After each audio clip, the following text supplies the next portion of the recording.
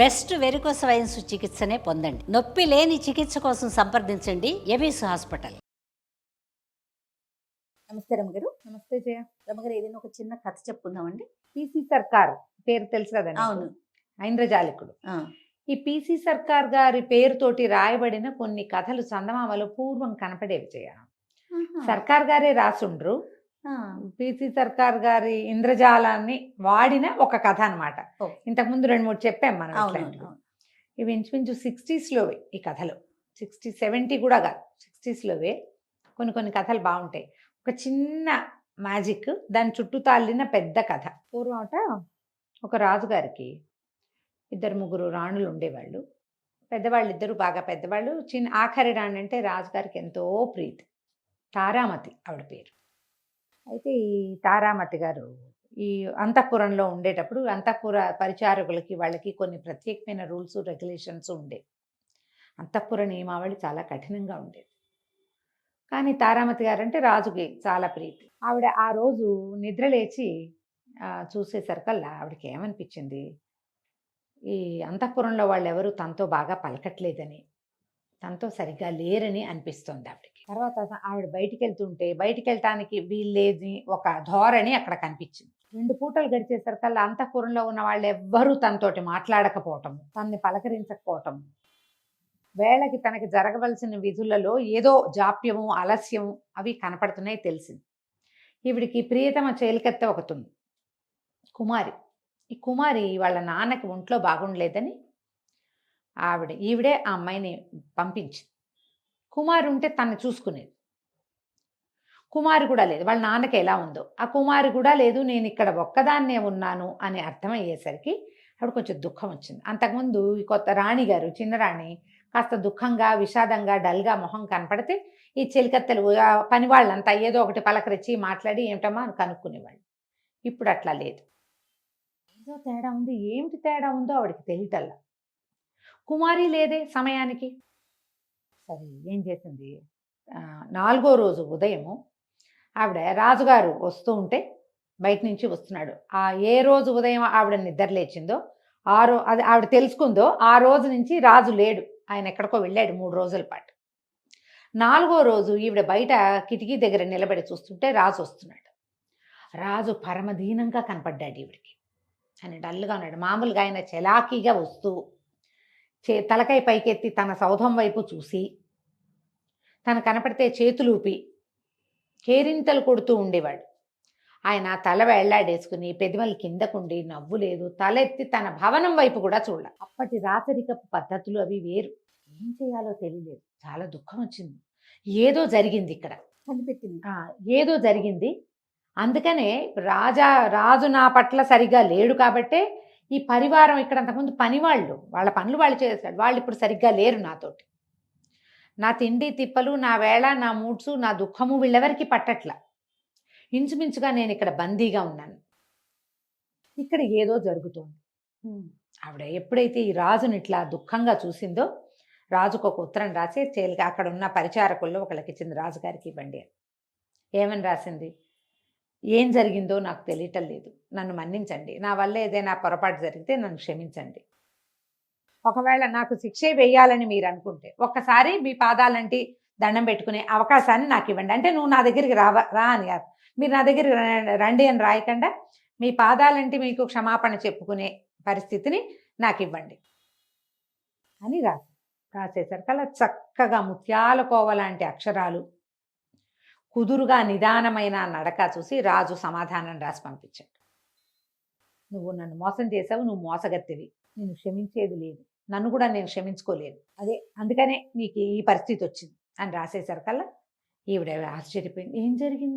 ఏం జరిగి ఈయన ఇలా అనుకున్నాడు అనుకుంటే అప్పుడు ఈవిడ ఏం చేసింది, మళ్ళీ రాసింది. నా వల్ల తెలిసి ఏ పొరపాటు జరగలేదు, నేనేమీ చెయ్యలేదు. ఏ పొరపాటు జరిగిందని, ఏ తప్పు నేను చేశానని మీరు భావిస్తున్నారో అదేమిటో తెలియజేస్తే మీ అపోహ దూరం చేయటానికి నేను ప్రయత్నం చేస్తాను. అప్పుడు ఆయన మళ్ళీ రాశాడు, నువ్వు ఒక అంతఃపుర సైనికుడి కౌగిల్లో నేను నిన్ను చూశాను నా కళ్ళతో. అతన్ని నువ్వు కౌగిలించుకున్నావు. అతని కౌగిల్లో నువ్వు కాదు, నువ్వు అంతఃపుర సైనికుడిని కౌగిలించుకున్నావు. అతన్ని లాలించడం నా కంటితో నేను చూశాను తెల్లవారుజామున. కాబట్టి నేను నిన్ను క్షమించలేను. అనగానే ఈవిడ వెంటనే మళ్ళీ రాసింది, కంటితో చూసినవన్నీ నిజం కాదు, మీరు కంటితో చూసింది నిజం కాదని నేను మీకు నిరూపించగలను, ముందు మీ దర్శనం అనుగ్రహించండి అన్నారు. సరే రాజు వస్తానన్నాడు. అపోహ ఎట్లా అవుతుంది, నేను కంటితో చూసే కదా, అదేమిటో తేల్చుకోవాలనుకున్నాడు. మంచి రాజు మంచి రాజు వస్తానన్నాడు. వెంటనే చంపేయకుండా. అదే కదా. ఈ కుమారి వచ్చింది. కుమారి వచ్చి ఏం జరిగిందమ్మా అంది. కుమారిని కావలించుకుని ఏడ్చింది ఈవిడే. నాకు ఇంత కష్టం వచ్చింది, రాజుగారు ఏదో అనుకుంటారు, సరే నేను అది సంగతి చూస్తాను, మీ నాన్న ఎట్లా ఉన్నాడంటే, మా నాన్న కొంచెం నయంగానే ఉన్నాడమ్మా, చనిపోతాడని చాలా భయం వేసింది, నన్ను చూసి రిత్త ఎక్కువ ఉన్నాడు, నీ వల్ల నేను ఇట్లా మళ్ళీ వెళ్ళగలిగాను, లేకపోతే నేను వెళ్ళలేకపోయేదాన్ని అంటే, మరి ఇప్పుడు ఏం చేస్తావమ్మా ఈ వచ్చిన సమస్యకి, రాజు సంగతి నేను చూస్తాను ఉండమని. రాజుగారు వచ్చారు. అడిగాడు, నువ్వేదో చెప్తానన్నావు, నేను నా కంటితో చూశాను, నువ్వు ఆ సైనికుడిని కౌగిలించుకున్నావు, అంతఃపుర రక్షణ సైనికుడు వాడు, నేను చూసా క్లియర్గా అనేసరికి రాణిగారు అంది, తారామతి గారు, అంటే కంటితో చూసినవి నిజం కావని చెప్పాను కదా ప్రభు, కావాలంటే నేను మీకు నిరూపిస్తా, ఎట్లా నిరూపిస్తావన్నాడు. ఈవిడ ఒక కప్పు దాని మీద ఒక మూత అక్కడ ఉన్నాయి, మీ దగ్గర 4 బంగారు నాణ్యాలు ఉన్నాయా, ఆయన ఇట్లా దట్టిలో నాణ్యాలు ఉంటాయి, ఆ దట్టిలో నుంచి ఒక సంచి తీసి 4 నాణ్యాలు ఆవిడ చేతిలో పెట్టాడు. ఈవిడ ఏం చేస్తుంది, కప్పు ఖాళీ కప్పు ఉంది, అంత బౌల్ ఉంది, దాని మీద మూత ఉంది, ఆ మూత తీసి పట్టుకుని ఆ 4 నాణ్యాలు ఇందులో వేసాక మూత పెట్టింది, అది ఖాళీ కప్పు.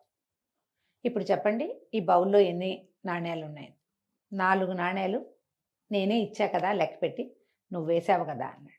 సరే చూద్దాం అని ఆవిడ ఏం చేస్తుంది, ఆ కప్పుని ఇట్లా తీసి ఆ మూత తీసి కింద పెట్టి కప్పులో ఉన్న నాణ్యాలు ఎత్తి పళ్ళెంలో పోసింది, గల్లుమన్నాయి. తీశారు. రాజుకు పడుతూనే తెలిసినాయి ఎక్కువ పడుతున్నాయని, లెక్క పెడితే 1 2 3 4 5 6 7 8 8 ఉన్నాయి.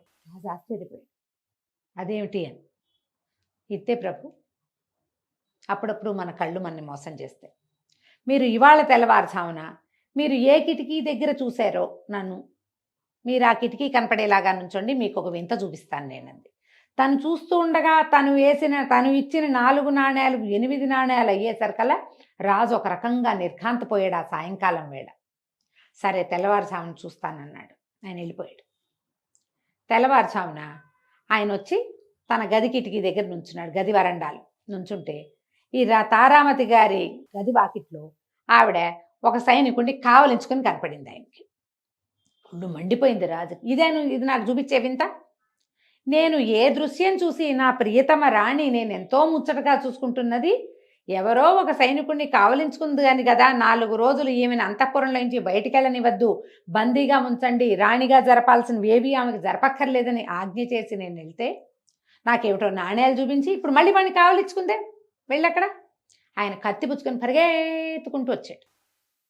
పరిగెత్తుకుంటూ వచ్చేసి ఏం చేశాడు, ఈ రాణిగారి కౌగిల్లో ఉన్నాడు కదా ఒకడు, ఇట్లా అంటోంది ఆవిడ భుజాల మీద, ఒక లాగి వాడిని ఒక్క తోపు తోయంగానే ఈ వెనక్కి జరిగిపోయిన రాణి చటుక్కున మళ్ళీ ఒక ముందుకే అడిగేసి ఆ సైనికుడుకున్న గడ్డము మీసము లాగేసింది. తీరా చూస్తే ఆ సైనికుడు బట్టలు వేసుకుని అక్కడ నుంచుని ఉన్నది కుమారి.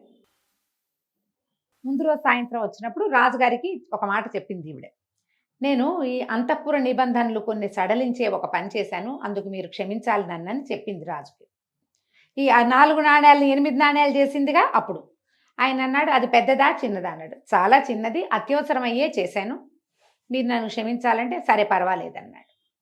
ఇప్పుడు ఆ మాట ఇప్పుడు చెప్పిందనమాట. మీరు 4 రోజుల క్రితం తెల్లవారుజామున చూసింది అక్షరాల కుమారిని. కుమారి తండ్రి అనారోగ్యంతో ఉన్నాడు. అంతఃపుర నిబంధనల ప్రకారము సాయంకాలం దాటిన తర్వాత అసలు అంతఃపురంలో ఒక చెలికత్తెలుగా ఉన్న వాళ్ళు ఎవ్వరూ బయటికి వెళ్ళడానికి వీల్లేదు, అక్కడ రూల్ అది. చెలికత్తెలుగా బయట నుంచి ఆడపిల్లల్ని సెలెక్ట్ చేసి తెస్తారు లోపలికి. తెస్తే వాళ్ళు పంజరంలో చిలకల్లాగా ఉంటారు, లోపల పని చేయాలి తప్ప వాళ్ళు ఇళ్ళకెళ్ళి రావడాలు అవి కుదరవు.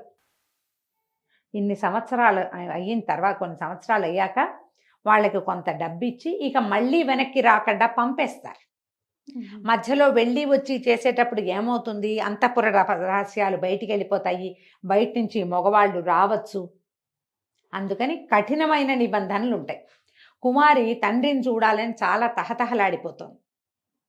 ఆయన చనిపోతే ఆఖరి చూపు దక్కదని అది శోకిస్తుంటే నేనేం చేశాను, ఇక్కడ ఉన్న వాళ్ళందరికీ నా గదిలో చీరలతోటి ఏదో నేత నేయిస్తున్నానని, కుమారి 2-3 రోజుల పాటు నా గదిలోనే ఉంటుంది, ఎవ్వరికీ కనపడదని ఇక్కడంతా ప్రచారం చేయించి కుమారికి అంతఃపుర రక్షక భట్టుడి బట్టలు సంపాదించమని చెప్పాను. అదేం చేసింది, రక్షక భట్టుడి వస్త్రాలు తెచ్చుకుంది. ఈ లోపల నేను గదిలో పత్తికి కాటుక పూసి గడ్డము మీసము తయారు చేశాను. ఆ గడ్డం మీసం పెట్టుకుని ఆ బట్టలు కట్టుకుని కుమారి వెళ్ళింది బయటికి. ఆ వెళ్ళేటప్పుడు అది ఏడుస్తూ వెళ్ళొస్తానమ్మా అంటే దాన్ని కౌగలించుకుని ఓదార్చాను నేను. పర్వాలేదులే, మీ నాన్న కనీసం ఆఖరి చూపైనా దక్కుతోంది, ఇంకొకళ్ళకి ఆ అవకాశం కూడా ఉండేది కాదు, పెద్దరాణి గారి ఆ వాట్లలోంచి అసలు వెళ్ళే అవకాశం లేదు, నేను కాబట్టి దాన్ని పంపించా, అందుకని కుమారిని కావలించుకున్నాను. అక్షరాల మీరు అదే చూశారు. మీరు ఇవాళ పుచ్చుకొచ్చినట్టుగా కత్తి ఆ రోజే పుచ్చుకొస్తే మీరు నిర్దోషిని చంపేసేవారు మహారాజా. ఆయనకు అత్యవసరమైన పని ఉండి ఈ హత్యా కార్యక్రమాన్ని వాయిదా వేసుకున్నాడు. ఆయన 3 రోజుల తర్వాత చంపేద్దాం అనుకున్నాడు. ఈ లోపల దుఃఖం వచ్చింది ఆయనకి, ఈ పిల్లని ఎంత ముద్దుగా చూశాను, ఎంతో బాగా చూసుకున్నాను, ఇది ఇంత పని చేసింది అని దుఃఖం వచ్చి కొంచెం మెత్తపడ్డాడు. లేకపోతే ఉగ్రంలో మొదట ఐడియా రాగానే వెంటనే అయితే నరికేసే పని. అదే ఆయన నవ్వొచ్చింది ఆయనకి, ఆశ్చర్యపోయాడు. అవును, నేను అపోహపడ్డానని కుమారిని 10 రోజులు సెలవు తీసుకుని మీ ఇంటికి వెళ్ళి మీ నాన్నని చూసిరా అని చెప్పి ఆ అమ్మాయిని పంపించాడు. మహారాణిని ఈవిడ్ని క్షమించమని అడిగాడు. నేను పొరపాటు పడ్డానంటే, కన్ను అప్పుడప్పుడు మనని మోసం చేస్తుంది ప్రభు, పర్వాలేదులేండి అని ఆయన్ని మన్నించినట్టుగా మాట్లాడి ఆయన పంపించేసింది. సరే, తెల్లవారిపోయింది. తెల్లవారుజామున కదా జరిగింది. ఏం చేసింది కుమారి, యువరాణి మహారాణి తారామతి దేవికి నెత్తికి నూనె రాయటానికి నూనె అవి పుచ్చుకొచ్చింది. తలకి నూనె రాసి మర్దం చేస్తూ, అమ్మా ఇదైతే బాగా ప్రూవ్ చేసావు, నిరూపించావు కదా నేనేనని, ఆ రోజు ఉన్నది నీ కౌగిల్లో ఉన్నది నేనేనని నిరూపించావు. ఆ నాణ్యాలు ఎట్టా చేసావమ్మా తమాషా? ఆవిడ నవ్వింది. చిన్న ట్రిక్కు ఇది అని చెప్పి ఏం చేసింది, ఆ పళ్ళెం ప్లేట్ వెనక్కి తిప్పింది. ప్లేట్కి సబ్బు రాసి 4 నాణ్యాలు ముందే అంటించింది. ఆ పళ్ళెం మీద జాగ్రత్తగా ఆ కప్పు మీద పళ్ళాన్ని మూత పెట్టింది. రాజుగారు వచ్చినప్పుడు పళ్ళాన్ని అలాగా తీసి 4 నాణ్యాలు కప్పులో వేసి ఈ పళ్ళెం పెట్టేటప్పుడు వేళ్లతోటి ఆ 4 నాణ్యాలని ఆ గిన్నె కప్పులో పడేలాగా చేసేసింది. నేను ఆ రోజు నేను అంటించిన సబ్బు ఇంకా ఉంది చూడు అని. కుమారి పొరపాటును కూడా ఇది ఎవరికి చెప్పుకో, రాజును ఒప్పించడానికి ఇది మనం వాడాం. రేపొద్దున ఆయన నేనేటికైనా చేస్తానని అనుకోగలుగుతాడు కదా, అంతే. కాబట్టి ఈ మాట మాత్రం బయట పెట్టకూడదు. అర్ధరాత్రి పూట ఇది దొంగ వేషం వేసుకుని నగరు దాటి వెళ్ళిందన్నది బయటికి రాదు. అలాగే ఈవిడ రాజుగారిని ఎలా పడేసిందో కూడా బయటికి రాకుండా ఉండిపోయింది. కథ కంచికి మనం ఇంటికి. చాలా బాగుంది రమ్య గారు. నమస్తే. నమస్తే.